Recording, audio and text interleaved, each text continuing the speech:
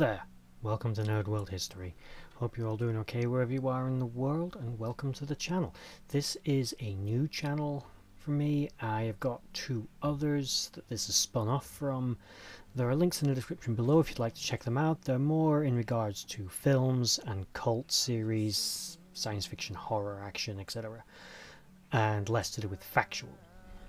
This channel, of course, is dedicated to history, and in this episode I am exploring or returning to a period of history that I personally love, and that is prehistory, pre-written record. I find it so much more interesting because it's so different and it's so mysterious, it's so open to interpretation.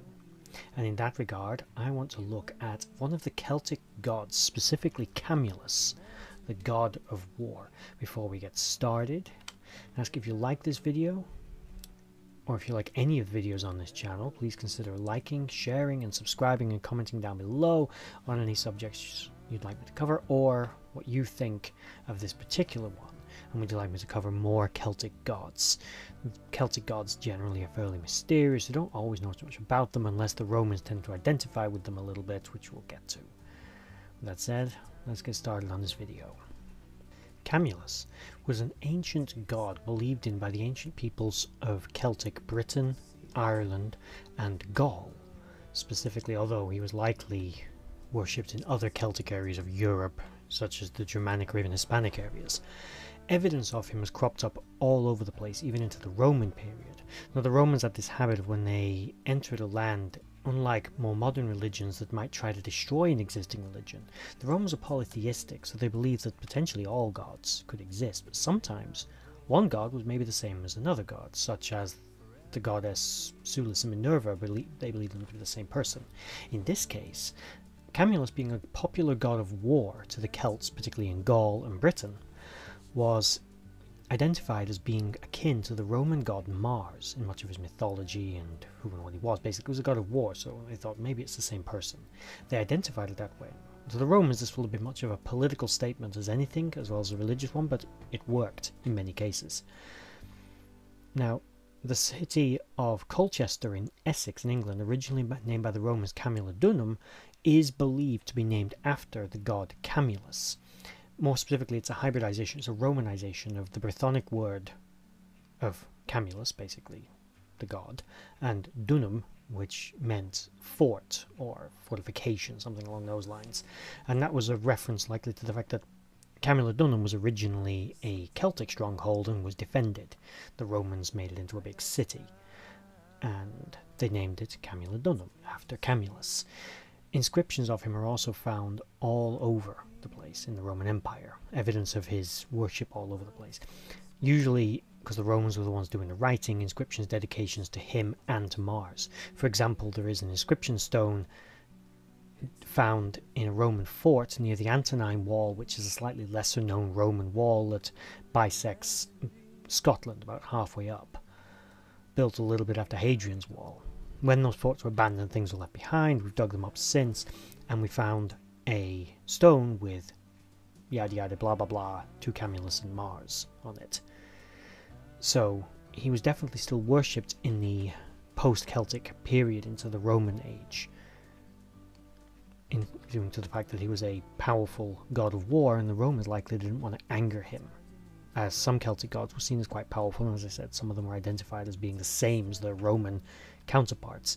Inscriptions of him have also been found in Gaul, other parts of Britain, in London. Gaul, if you don't know, is modern day France more or less, and Belgium as well. As all these areas were aware of this god, as it was likely in the general pantheon of what we can assume was the Druidic faith overall. Now, although Camulus is generally identified quite often nowadays as a sort of Romano-British deity, his origins go farther back than that, and actually at one time he was more seen in Gaul. Certainly the Romans would have known about him more from the Gallic tribes in Gaul, and particularly a tribe that lived in Belgium called the Remi. He was sort of their patron god, or at least perceived to be. There was also certain older stories that I've occasionally read that reference the fact that Camulus was actually a great enemy of the god Ares, that the two were rivals and often warred, with Camulus viewing Ares' short temper and low intelligence and ability to not see far into the future as something very frustrating. Now, I do personally wonder about the veracity of some of those legends and wonder if there's something that's perhaps a bit more modern spin on the Celtic god, as finding a contemporary reference to that is... I've tried. I've read about it, but I can't find something contemporary, so I'm not too sure about it.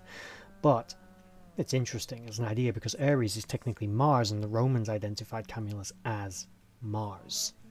So technically that would also make him Ares. However, it is noted that when the Romans came and identified him as Mars, they started making people worship Mars, sort of in place of, or at least as well as, Camulus, which to a lot of the people, particularly in, as I said, the Remy tribe in Belgium, and I may not be pronouncing that correctly. I think I am, but I'm British, not Belgian, and quite frankly it's at least a 2,000-year-old word that's not used anymore, so I'm not too sure if I am pronouncing it correctly. To them, he was their patron god, and the Romans come along and replace him with Mars. They weren't too happy about that, but kind of eradicated him from time, eventually, step by step, systematically, eventually replacing him basically with Mars. He is, however, often portrayed wearing ram horns and is quite often identified with a boar. He's also identified as a defensive god, a sort of a god of the boundary, a protector. So he's not in a way like Ares in that he's an offensive warrior. He's a defender of the tribe, a defender of home and people, which is generally how he's seen. But bear in mind, what we know for genuine fact about Celtic gods is limited. The Druids were completely wiped out by the Romans in the 1st century AD. If anything of them survived after that, it hasn't survived the 2,000 years since then, as the Druids tended to write very little, if anything, down, as they considered everything to be in memory. It would take years of training and they would commit everything to memory, so all the information about a god like Camulus, they would have known it in their minds and they'll tell people, as would have been their worshippers, but generally speaking they didn't write stuff down. That wasn't to say that reading and writing was completely unheard of to the Celtic world. That's a bit of a myth.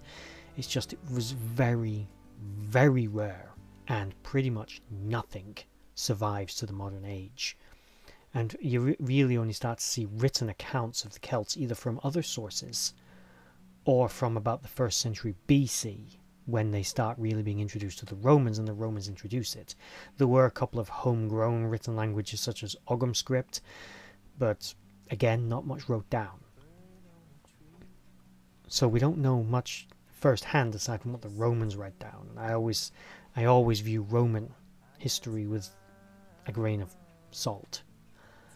But that's everything I could find on Camulus, a god that particularly interests me, as war gods and war in history generally interests me, and again, prehistory interests me. Celts were quite a warlike people, and it makes sense they'd have a god of war.